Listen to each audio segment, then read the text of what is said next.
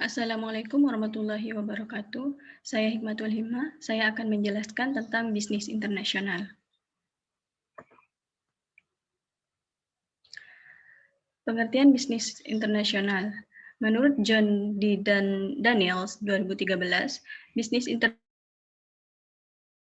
kesatuan yang berdiri dari segala bentuk transaksi komersial yang dilakukan oleh dua negara atau lebih.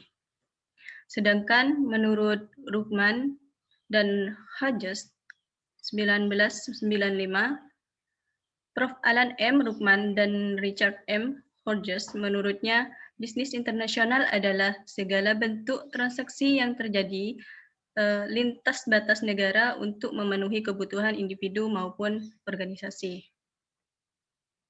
Jenis bisnis yang seringkali dihubungkan dengan bisnis internasional.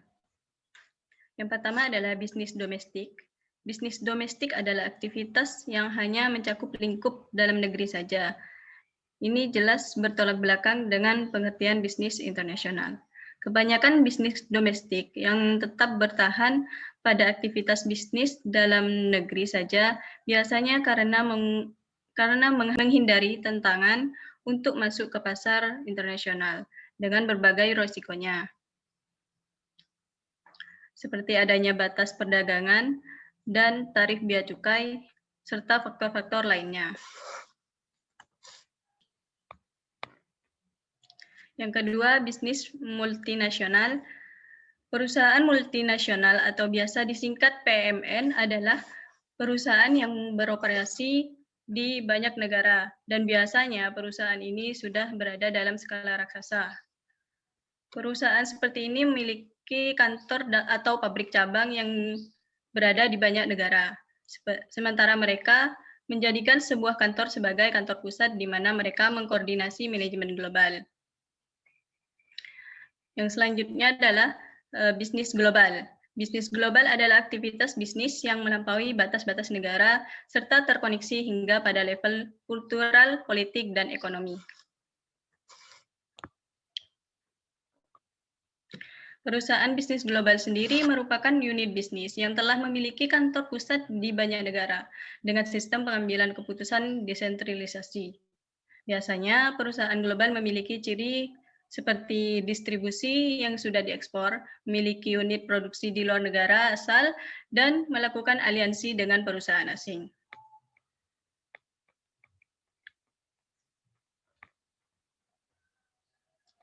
Tipe-tipe bisnis internasional. Umumnya ada 4 jenis tipe bisnis internasional yang biasa dilakukan oleh perusahaan-perusahaan, diantaranya yang pertama, foreign trade. Jenis inilah yang seringkali dilakukan oleh sebagian besar negara. Jenis foreign trade ini cenderung seperti aktivitas ekspor-impor barang. Dalam kegiatan ekspor-impor, objek barang yang diperjualbelikan adalah dalam bentuk komoditas atau visible physical goods, yaitu barang berwujud kelihatan.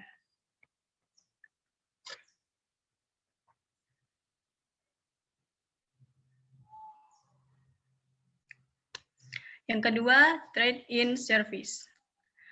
Berbeda dengan foreign trade, objek jualnya adalah barang berwujud. Trade in service adalah bisnis internasional yang objek barangnya adalah intangible goods atau barang tidak berwujud. Contohnya, berbagai layanan jasa seperti hotel, asuransi, konsultan, perbankan, atau semacamnya. Selanjutnya adalah portfolio investment.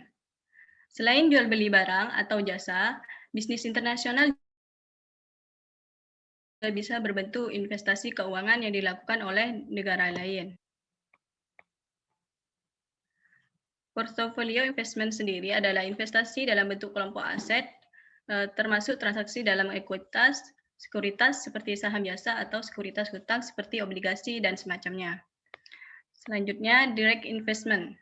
Berbeda dengan portfolio investment yang menanamkan modalnya dalam bentuk sekuritas, direct investment adalah investasi secara langsung atau penanaman modal asing, di mana investor dalam lingkup perekonomian suatu negara menaruh minat pada bisnis di lingkup perekonomian negara lain. Investasi lintas negara ini biasanya berupa penanaman modal dalam jangka waktu yang lama dari investor satu negeri ke perusahaan dalam negeri lain, sehingga direct investment biasanya melibatkan dua negara sekaligus.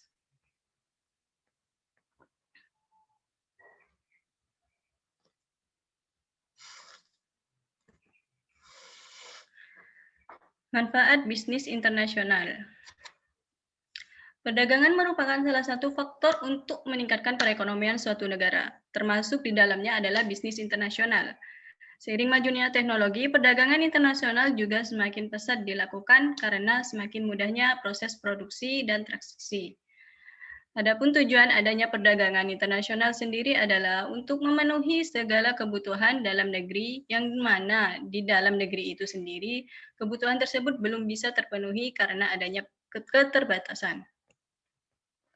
Selain itu, beragam manfaat juga bisa didapatkan dengan adanya bisnis internasional, baik bagi perusahaan sendiri maupun bagi negara secara luas.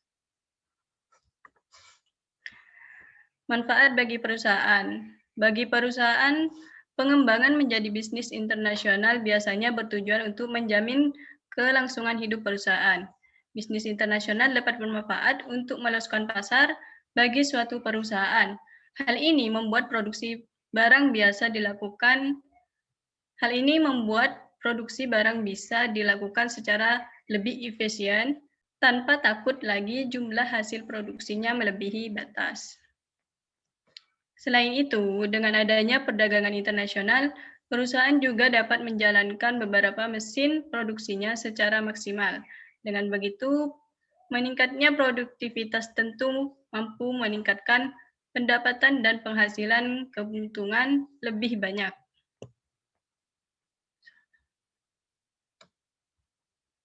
Dengan begitu, meningkatnya produktivitas tentu mampu meningkatkan pendapatan dan menghasilkan keuntungan lebih banyak.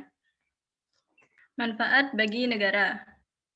Selain untuk mengembangkan pasar dan memperpanjang umur perusahaan, bisnis internasional juga dapat berperan untuk membangun perekonomian negara.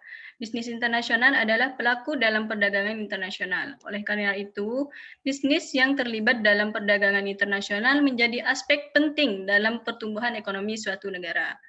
Perdagangan internasional bisa dimanfaatkan untuk meningkatkan gross domestic product atau GDP. Sementara itu, perdagangan internasional adalah aktivitas yang juga penting bagi pertumbuhan perekonomian negara.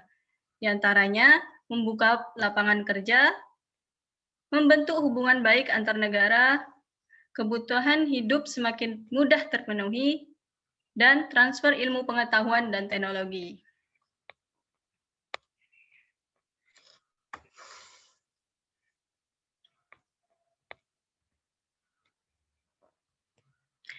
Cara-cara memasuki pasar global. Dibandingkan pasar domestik, pasar luar negeri tentu menawarkan pasar yang jauh lebih besar. Maka dari itu, salah satu tujuan perusahaan terjun ke bisnis internasional adalah memperluas pasar, mendapat keuntungan lebih besar, dan memperpanjang umur bisnis. Pada umumnya, ada 6 cara yang bisa dilakukan untuk bisa memasuki pasar global. Yaitu yang pertama, ekspor. Ekspor adalah kegiatan menjual barang di luar negeri. Ekspor sendiri masih terbagi menjadi dua, yaitu direct export dan indirect export.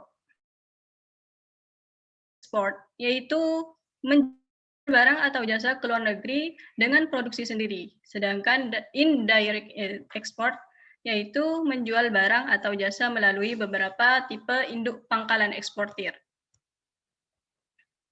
Ada beberapa kelebihan yang bisa didapatkan dari strategi ekspor. Salah satunya menghindari biaya pengaturan manufaktur di pasar luar negeri. Namun, strategi ini juga memiliki kerugian, yaitu biaya transportasi dan hambatan perdagangan internasional yang tinggi. Yang kedua, turnkey project.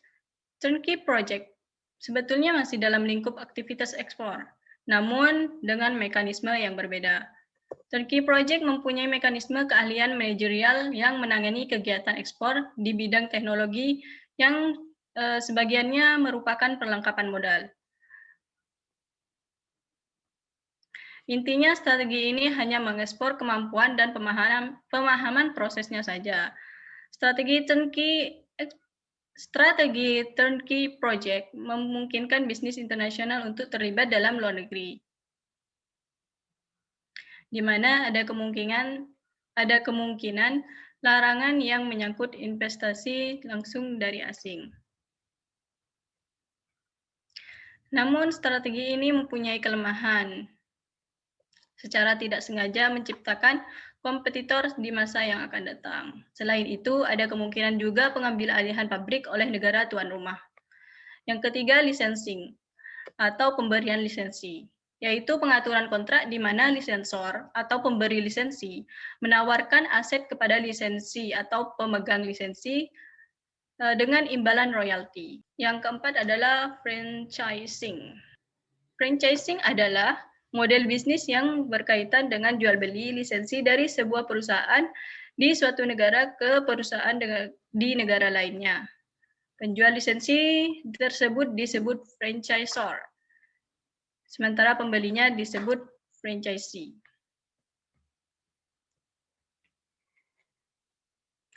Yang kelima, joint venturing. Joint venturing adalah pembentukan aliansi strategis gabungan dari beberapa perusahaan dari berbagai negara yang disatukan berdasarkan pembagian biaya dan risiko, serta memperoleh pengetahuan lokal dan mungkin juga pengaruh politik.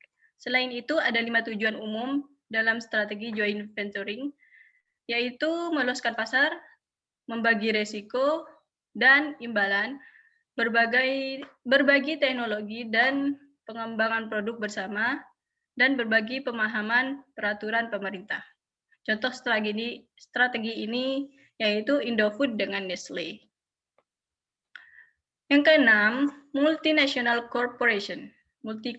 Multinational corporation adalah perusahaan raksasa skala internasional yang berpusat di suatu negara dan memiliki kantor cabang di berbagai negara. Contohnya ada Adidas, Apple, Samsung, dan lain sebagainya. Yang ketujuh, manajemen contracting. Manajemen contracting adalah model bisnis yang berkaitan dengan aturan sebuah perusahaan yang menyediakan mekanisme manajemen dalam suatu atau semua tempat kepada perusahaan lain. Contohnya Hotel Ritz-Carlton dan Four Seasons. Yang kedelapan, marketing in home country by host country, yaitu aturan di mana suatu negara yang disebut home country harus membayar, sedangkan host country akan memperoleh fee dari kegiatan bisnis tersebut. Contohnya Johnson & Johnson.